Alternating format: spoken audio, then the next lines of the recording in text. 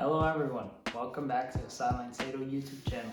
Today I'm going to be looking at my match week 1 predictions for the Premier League season, game week 1, match week 1, whatever you call it. It's the first round of the Premier League and I am so excited to get into all these games, all these fixtures, all my predictions, and I'm excited to see what you guys think of it. As always, like, share, subscribe, do what you will to promote the video. If you like the content of the video, I'm not gonna hold it against you if you don't. Just like it, if you like it. There are more important things to discuss, such as Game 1, Crystal Palace versus Arsenal. Yes, proper London clash to start the season. We're gonna see two very adept and slightly not novice, I'd say they're more intermediate managers at this point in the Premier League.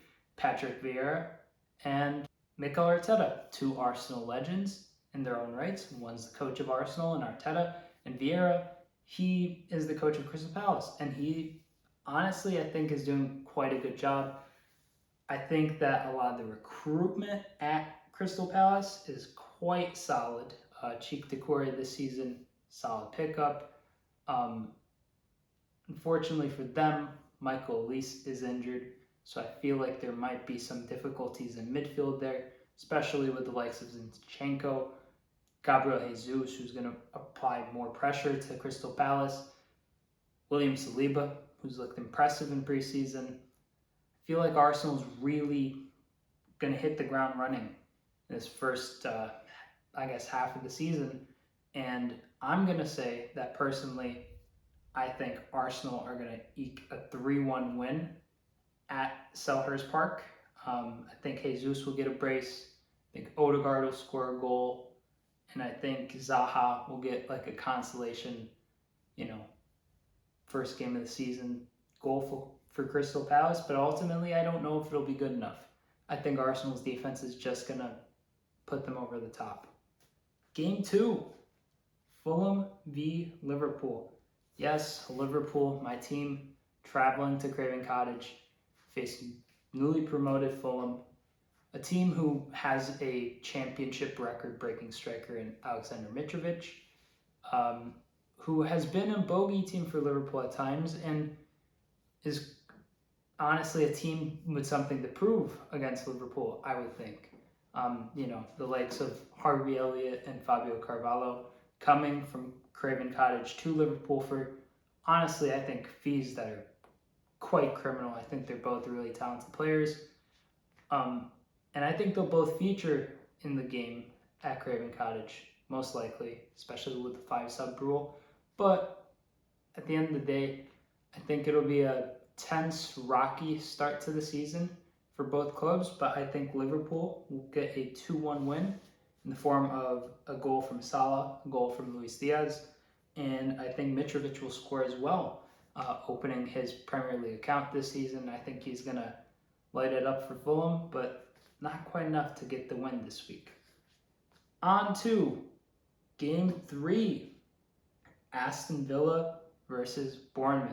Bournemouth versus Aston Villa. Yes, Bournemouth, the Cherries, they're back in the top flight. But you wouldn't think it by who they're buying.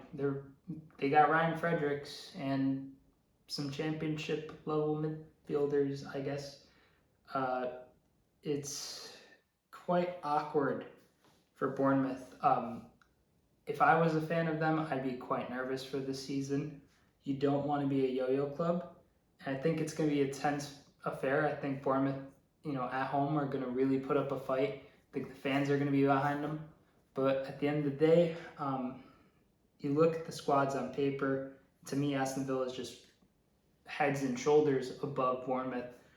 I think Danny Ings will score a goal, probably a penalty, to get a 1-0 win against the Bournemouth side, who, quite frankly, is going to want to get some results quick. Game 4, Leeds versus Wolves.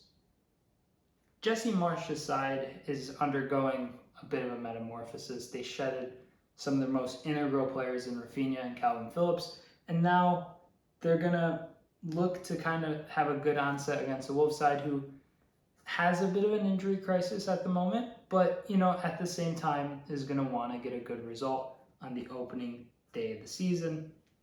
I think it's going to be a 1-1 draw. I'll just say it off the bat. I don't think there's much separating these two sides at this very moment. I think they're probably equal levels of form. I could see somebody like Jack Harrison scoring for Leeds and Pedro Neto for Wolves. It'll be a game that has its ups and downs, but ultimately I think it'll be overall maybe a bit boring. Leave a little bit to be desired maybe. On to the next game. Newcastle versus Nottingham Forest. So Eddie Howe's Newcastle is the richest club in the world. Yes, they are richer than anybody, but obviously financial fair play, something that we all pretend exists. More like financial fake play, but I think are going to be really pushing and really striving to make an impact in the Premier League. I think it's going to be a very entertaining affair.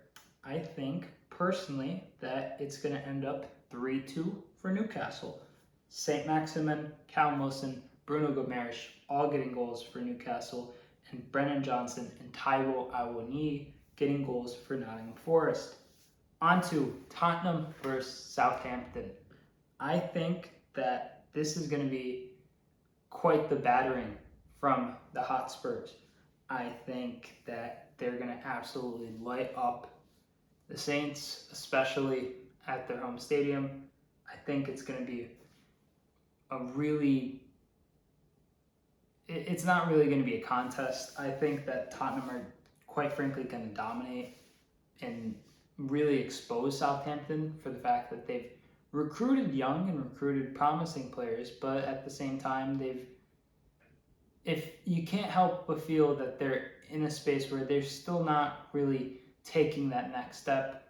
I saw Tino Livramento is injured as well, so good luck having someone like Kyle Walker-Peters, covering up that right backside against, Heung-min Son, arguably one of the most complete forwards in the league. So I think this game is going to end 4-1 for Tottenham. Son will get a brace, Kane will get a goal, Kulusevski will get a goal, and then captain Southampton, James Ward-Prowse, will score a free kick. Yeah.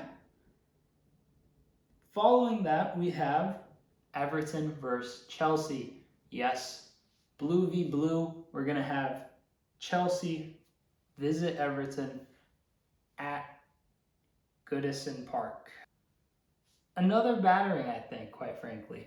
I think we're going to see Chelsea just dominate against Everton, and I think, in all honesty, we're going to see a fixture where it's going to be kind of boring and kind of depressing by the end of it, because this is being played at Goodison Park. So Everton fans are going to want to see their squad, perform well. Some marquee signings in the form of Dwight McNeil to shine potentially. But I don't think it's going to happen. I think, quite frankly, Raheem Sterling will get a goal. We'll see a goal from Kai Havertz, and Khalidou Koulibaly will tower over James Tarkowski for the third and final goal. 3-0 for Chelsea. On to the next game, Leicester versus Brentford. Leicester City is taking on Brentford at their home stadium of the King Power Stadium. And quite frankly, no pun intended, I think this is going to be a very Brendan Rodgers-esque game. I don't think he's going to take too many risks. I think it'll be a little boring. And I think they'll win 2-1 against Brentford at home. When Brendan Rodgers managed Liverpool, he had this propensity to choke almost in games where there was no reason to choke. This is one of those games I could see it going wrong for him, but I'm going to give him the benefit of the doubt. I think he's going to have a decent run of form to start the season before his true tendencies kick in, so to speak. But I think we're going to see Patson Daka and James Maddison score for Leicester, and I think that Ivan Toney will get a goal for Brentford, giving us the result of 2-1 for Leicester. On to Manchester United versus Brighton. Manchester United are in a spot where the club is in tremendous turmoil. There's the whole drama with Ronaldo leaving early and some other Man United players leaving early. But either way, it shouldn't be too difficult for them to take on a Yves Bissouma-less Brighton side who really hasn't improved too much. But I do think that the pressures, so to speak, of everything going on at the club right now are going to make this first week of fixtures for Manchester United fans a little What I'm saying is it's going to be a draw. 1-1, Manchester United, Brighton. We'll see Marcus Rashford score for Man United. It'll be a decently okay volley swung in from the left, and he'll finish it with his right. And we'll see Neil Maupay score a scruffy header that loops over De Gea, ending in a point for all. And finally, the last game of the first match week, West Ham versus Man City. I think this is going to be a tough game for West Ham. I think that without their main signing of Naif Aguerd, who suffered a knee injury in preseason, I think that their squad's going to be not too changed from what it was last season. And ultimately, I feel like City is the writing's on the wall, guys. Players like Kevin De Bruyne, Haaland, Bernardo Silva, Gundogan, Joao Cancelo. Need I go on? And it's a West Ham side who I know have been good under Moyes and have really performed well and outmuscled a lot of the competition, so to speak. I think game one of the season, it's a little harder against Man City. So quite frankly, I think that Man City is going to win 3-1. We're going to see goals from Scamacca for West Ham. I think he'll score on his debut. And then Kevin De Bruyne, Erling Haaland, and Phil Foden will score for Man City. Thank you all so much for watching. I hope you enjoyed my predictions. Tell me if you agree, write your own predictions, or just give your input on the video. Do what you will in the comment sections. Please like, subscribe if you enjoyed the video. And as always, I'm Sideline Sedo. Stay gold.